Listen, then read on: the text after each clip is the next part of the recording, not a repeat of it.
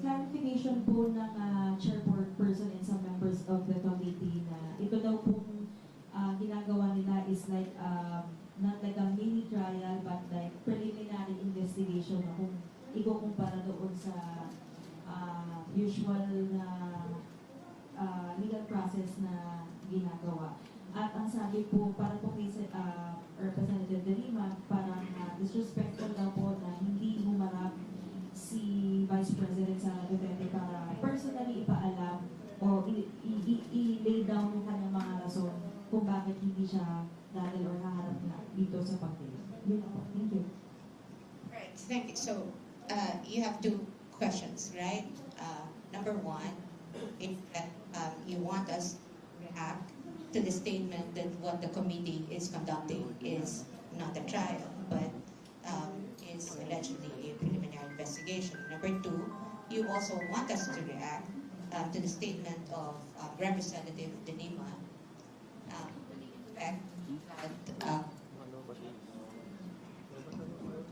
to the effect that the non-appearance of the response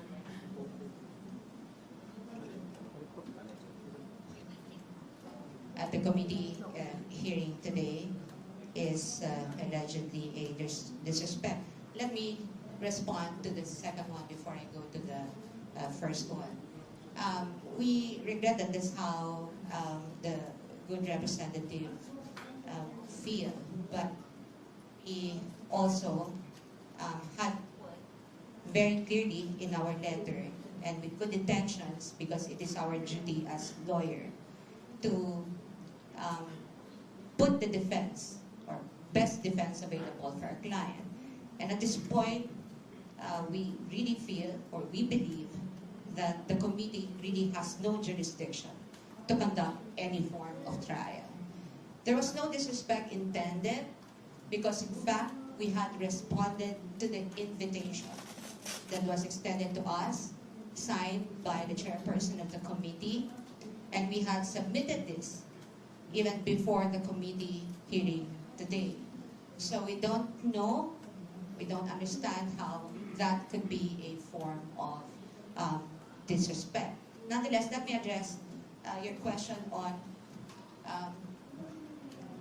the statement that what is being done at the committee level is a preliminary investigation. And they may be referring to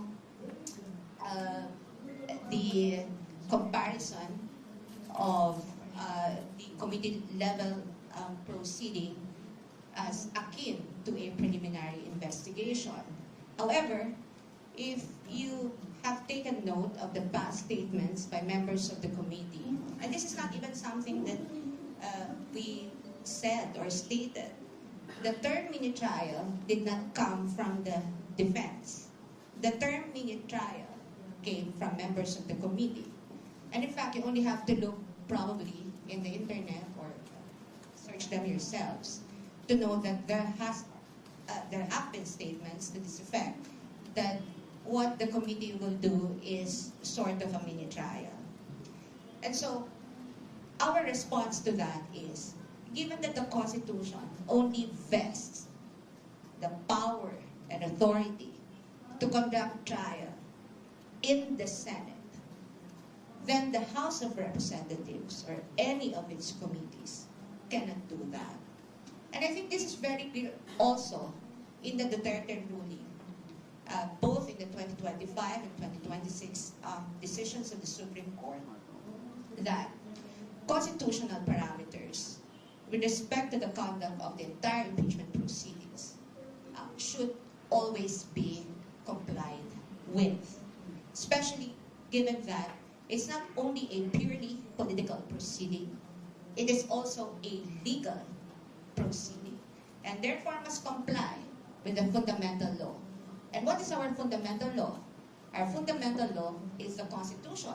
You don't even have to write it in any contracts or agreements or any rules. It's written in every rules, in every contract. That's how fundamental the objection of the respondent is to the committee proceedings. Good afternoon, Attorney Joseph Pedraco from Manila Bulletin. In asserting the constitutionality of the House jurisdiction over the impeachment complaint. What are we trying to achieve here po ba? Are we trying to stop the House hearing? Or have we made any legal move na ipahinto to? Or it's just a mere position ng defense team? Well, for now, that's really the position of the defense team. Unconstitutional yung nangyaring proceedings, di ba? Ngayon, ang tinitingnan natin, ang sinasabi talaga natin dito, just to simplify things, sa Constitution, very clear naman yung nakasulat. No? Number one, ang initiation ng impeachment proceedings that belongs to the House. That's the exclusive power of the House. We're not contesting that. But, pagdating sa trial, that power exclusively belongs to the Senate. Napaka-clear niyan. Kaya ang sinasabi lang namin dito is hindi naman pwede dito sa pag-initiate pa lang ng proceedings nagkakaroon na ng tinatawag na namin na mini-trial. At again, kaklaruhin ko lang, i-emphasize ko lang yung nasabi na ni Atty. Sheila, hindi po sa amin ang galing yung term na mini-trial. Yan po ay galing sa mga statements, no, ng either Committee of Justice or even other personalities. So hindi po sa amin ang galing yan. That's why we're contesting it. Ngayon, ano ba ang trabaho para sa amin ng Committee of Justice? At least sa aming pananaw. And again, with all due respect to the members of the committee and the committee itself. Ang trabaho po ay to determine, sabi nga nila, kung ito ay iaakit na sa plenaryo at iaakit na eventually sa Senado, hindi ba? So ang parati namin sinasabi, kahit sa previous interviews ko, ang gagawin lang naman is to evaluate the complaints and the evidence at hand. No? Kung ano yung mga naka-attach na ebidensya doon sa complaint. So yung pagpapatawag ng mga witnesses and all those things and asking for documents, that goes well and beyond, di ba? Yung evaluation lang kung ito ay dapat mapunta na sa plenaryo at nang sa ganun ay maiakat na sa Senado. So sa ngayon, are we going to question this? Kasi I think that was your question talaga. Of course, that possibility is always there, di ba? But hindi po na kami magsasabi ng anything categorical. Ito ay dapat pag-usapan hindi lang namin, pero pati na ng aming kliyente.